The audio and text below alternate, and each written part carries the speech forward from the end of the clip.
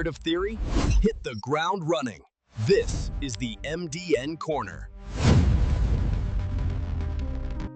வணக்கம். இஸ்லாமிய வரலாறுல ஞானம், தலைமைத்துவம், அப்புறம் ரொம்பவே மர்மமான ஒரு வானுலக பயணம் இதுக்கெல்லாம் பெயர் போன ஒரு நபி இருந்திருக்காரு. ஆனா சுவாரஸ்யமான விஷயம் என்னன்னா, அவரை பத்தி நம்மில் பல பேருக்கு முழுமையா தெரியாது. வாங்க அந்த மர்மங்கள் நிறைந்த நபி இத்ரீஸ பத்தி தான் நாம இன்னைக்கு தெரிஞ்சுக்க போறோம். பாருங்க, நபி இத்ரீஸோட மொத்த கதையும் அதுல இருக்கிற மர்மமும் குர்ஆன்ல இருக்கிற இந்த ஒரு சக்தி வாய்ந்த வரியில இருந்து தான் ஆரம்பிக்குது. ஒரு உன்னத நிலை அப்படின்னா என்ன?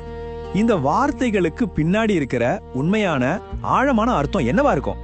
வாங்க இந்த முழு விளக்கத்திலையும் நாம சேர்ந்து அதை கண்டுபிடிக்கலாம். சரி, முதல்ல நாம தெரிஞ்சுக்க வேண்டியது இந்த மர்மமான உன்னத நிலைக்கு பின்னாடி இருக்கிற அந்த நபரை பத்தி தான். யார் இந்த நபி இத்ரீஸ்? அவரோட அந்த ஆன்மீக உயரத்தை புரிஞ்சுக்கிறதுக்கு முன்னாடி முதல்ல நாம மனுஷனா அவரை புரிஞ்சுக்கணும். ஏன்னா அவர் அறிவின் முதல் மனிதன் சொல்லப்படுறாரு.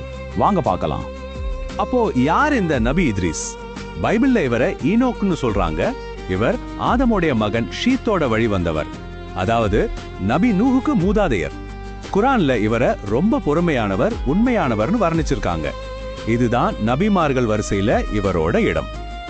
அவரோட அறிவுத்திறன் எந்த அளவுக்கு இருந்துச்சுன்னு பாருங்க. மனித வரலாற்றிலேயே முதலா பேனாவை பயன்படுத்தி எழுதினவரே அவர்தான். எழுதுறது மட்டும் இல்ல, எண்களோட மர்மங்களையும் அவர் விட்டு வைக்கல. கணிதத்திலையும் அவர் ஒரு பெரிய மேதையா இருந்திருக்காரு. அதோட நிக்காம வானத்துல இருக்கிற நட்சத்திரங்களை ஆய்வு செஞ்சு இந்த பிரபஞ்சம் எப்படி இயங்குதுன்னு புரிஞ்சுக்க முயற்சி செஞ்ச முதல் முன்னோடிகள்ல ஒருத்தரா இருந்திருக்காரு. அப்போ பாருங்க, எழுத்து, கணக்கு, வானியல் இது எல்லாத்துக்கும் மேல இந்த பிரபஞ்சத்தோட படைப்பு பத்தி இடைவிடாம சிந்திச்சதும் அதை தெரிஞ்சுக்கணும்னு இருந்த அடக்க முடியாத ஆர்வமும் தான் நபி இத்ரீஸோட அறிவுக்கு அடித்தளமா அமைஞ்சது. சரி, நபி இத்ரீஸ் வெறும் ஒரு அறிவாளியா மட்டும் இல்ல, அந்த காலகட்டத்துல மக்களுக்கு வழிகாட்டுதல் ரொம்பவே தேவைப்பட்டுச்சு. அப்போ அவர் தன்னோட ஞானத்தை எப்படி ஒரு நீதியான செயலுக்காக பயன்படுத்தினார்னு இப்ப பார்க்கலாம்.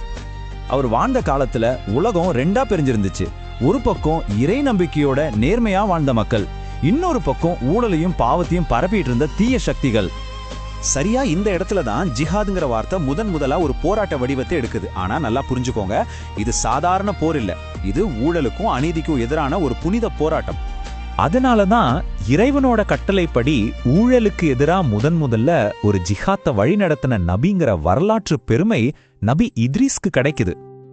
அவர் ஒரு படையை திரட்டி அந்த அநியாயம் செஞ்சவங்களுக்கு எதிராக போரிட்டு வெற்றியும் பெற்றார். இதிலிருந்து என்ன தெரியுது? நபி இத்ரீஸ் ஒரு ஞானி மட்டுமில்ல, அநீதியை எதிர்த்து ஜெயிச்ச ஒரு மாபெரும் தலைவர்னு புரியுது. அறிவால செயலால இவ்வளவு உயர்ந்த நபி இத்ரீஸ் கடைசியில எப்படி அந்த உன்னத நிலையை அடைஞ்சார்? வாங்க கதையோட உச்சகட்டமான அவரோட அந்த வானுலக பயணத்துக்குள்ள போகலாம். கதை இப்படி போகுது. எல்லாம் வல்ல இறைவன் நபி இத்ரீஸ்க்கு ஒரு வாக்குறுதி கொடுக்கிறார். என்னன்னா, அது வரைக்கும் வாழ்ந்த எல்லா மனிதர்களோட ஒட்டுமொத்த நன்மைகளுக்கான கூலியும் அவருக்கு கிடைக்கணும் சொல்றார். இந்த ஒரு வாக்குறுதி தான் அடுத்து நடக்க போற ஒரு அசாதாரணமான விஷயத்துக்கு காரணமா அமையுது. இப்போ இத்ரீஸ் நபிக்கு வயசாயிடுச்சு. அவர் யோசிக்கிறாரு, இவ்வளோ நன்மை செய்யறதுக்கு ஒரு வாய்ப்பு கிடைச்சிருக்கு, ஆனா எனக்கு வயசாயிடுச்சே, இன்னும் கொஞ்ச காலம் உயிர் வாழ்ந்து இறைவனுக்கு சேவை செய்ய முடியாதான்னு நினைக்கிறாரு. இந்த ஒரு கேள்விதான் அவரோட அந்த பயணத்தை தொடங்கி வைக்குது. அப்புறம் அந்த பயணம் தொடங்குது. முதல்ல தனக்கு நண்பராயிருந்த ஒரு வானவர்கிட்ட தன்னோட ஆசைய சொல்றாரு. அடுத்து வானங்கள் வழியா அவர் மேல உயர்த்தப்படுறாரு. வழியில மரணத்துக்கு அதிபதியான வானவரை சந்திக்கிறாரு. கடைசியா 4வது வானத்துல இறைவனோட தீர்ப்பு வருது. அந்த 4வது வானத்துல தான் இறைவனோட கட்டளைப்படி அவரோட உயிர் எடுக்கப்பட்டுச்சு. அப்போ குர்ஆன்ல சொல்லப்பட்ட அந்த உன்னத நிலைங்கிறது வெறும் ஒரு ஆன்மீக பட்டம் மட்டும் இல்ல, அது நிஜமாவே அவர் அடைஞ்ச ஒரு இடம், ஒரு பௌதீகமான இடம். நபி இத்ரீஸ் வானலோகத்துக்கு போயிருந்தாலும் அவரோட ஞானமும் போதனைகளும் இன்னைக்கும் நம்ம கூட தான் இருக்கு.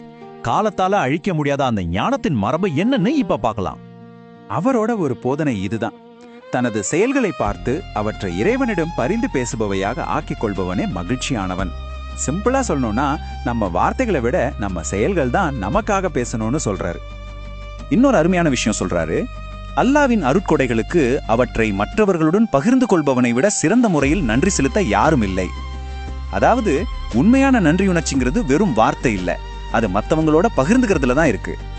கடைசியா ரொம்ப ஆழமான ஒரு விஷயம்: வாழ்க்கையின் உண்மையான மகிழ்ச்சி ஞானத்தை பெறுவதில் தான் உள்ளது. இதுக்கு என்ன அர்த்தம்? உலகத்தில் இருக்கிற எந்த பொருளை விடவும் அறிவு தான் உண்மையான உயர்ந்த செல்வம். சரி, இந்த விளக்கத்தை நாம ஒரு கேள்வியோட முடிச்சுக்கலாம். ஆயிரக்கணக்கான வருஷங்களுக்கு முன்னாடி சொல்லப்பட்ட நபி இத்ரீஸோட இந்த ஞானம் இன்னைக்கு நம்மளோட வாழ்க்கைய, நம்மளோட செயல்களை எப்படி வழி நடத்த முடியும்னு நீங்க நினைக்கிறீங்க?